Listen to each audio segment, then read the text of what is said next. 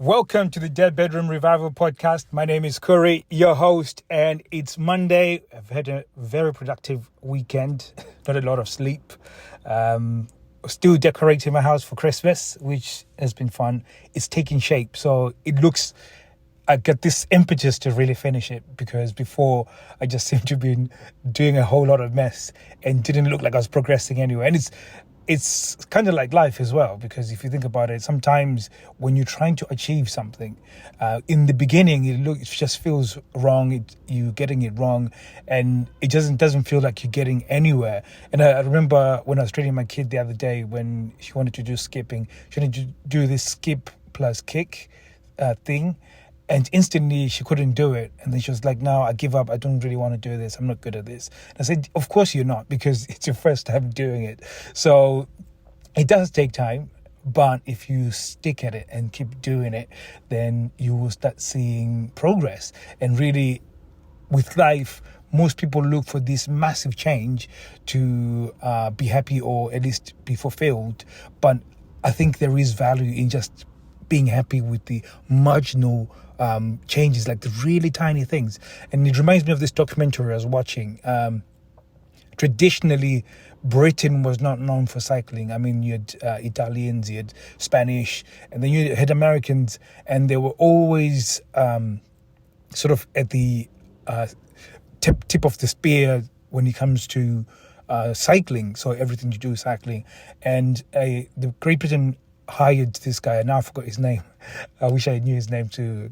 But anyways, he was now the head of cycling, and he managed to get Great Britain to win a lot of Olympic medals, even guided guys to go and win Tours de France. And they did this by just looking for marginal gains.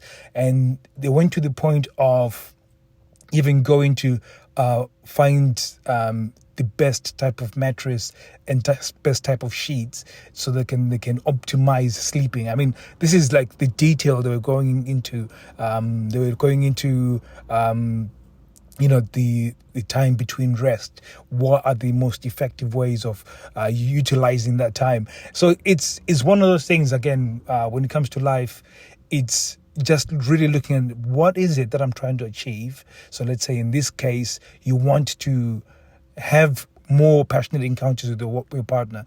This is the goal. But instead of trying to just get the passionate encounter, and that's the thing that you need to do, you think of what is it that I need to do with that I can get the most marginal gains. I like get closer to that step. Like, so let's say it's being playful. So am I being playful enough so I can get it to relax the mind, and then we can start exploring each other?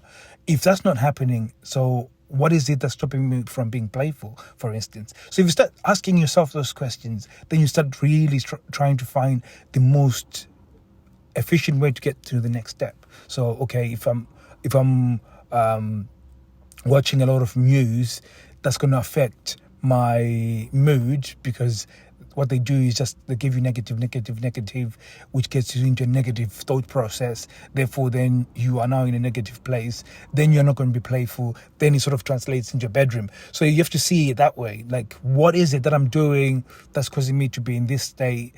When I say state, is meaning whether I'm in sad, or whether I'm in grumpy, whether I'm in... What's keeping me in this state? Okay, maybe in that state because it's sex, but what am I doing to relieve myself from that? So there's also outside influences that will influence you to feeling a certain way. So it's already 4 minutes and we've sort of unpacked quite a lot. So where I'm trying to get at is that I think there's a challenge between when people see the fact that the relationship has come to a point of being sexless, they do more of the same thing that isn't working. What do I mean by that? So people will then go, let's say if you tried seducing her, maybe you've bought flowers, you've made dinner, you've really tried to sort of convince her that you're doing your best, and then nothing happens. It can be soul crushing. It can be defeating. It can be make you feel unworthy, and that when that happens, most people will sort of sulk, be upset, and then they will mount up another attack. And this is almost crazy, because it just reminded me of a story that my nan used to say, God rest her soul. She there was this farmer. He had this maize.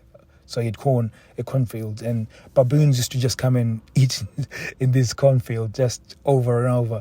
And he thought, how am I going to get rid of these baboons? Because they just really destroy my crop. I'm not going to be able to eat. So he decided to dig a massive hole, and then there was a slit in the hole. No pun intended, isn't it? Anyways, so as the baboons bounced on it, it made an amazing sound, which sounded like a drum. So all of a sudden, these baboons came, and then they'll jump on this thing, and then they'll fall in. And then all of a sudden, they kept doing the same thing. So these baboons just kept falling into this hole continuously and continuously. Now, in terms of your relationship, this is like you exactly. That there's certain things that you've tried, and you keep trying the same things for the same result. And when it comes to changing a sexless relationship, you have to change the focus. You have to change what you're doing. And most people, they focus on really mounting up this, for the lack of a better term, this attack. So it's really mounting up this attack to go and get shut down. And I think there's this mindset of the way you think about sex is the way your partner should think about sex.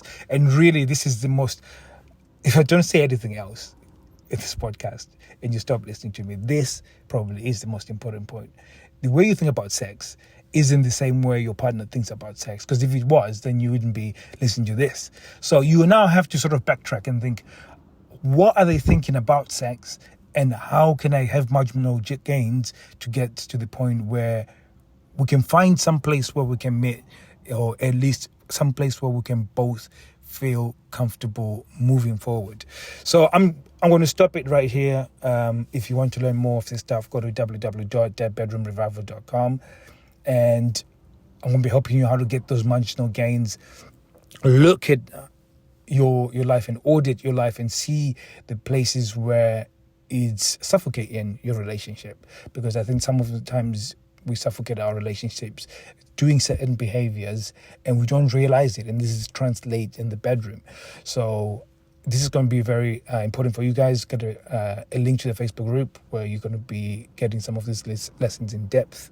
So thank you very much for listening. I'll be seeing you soon. Take care.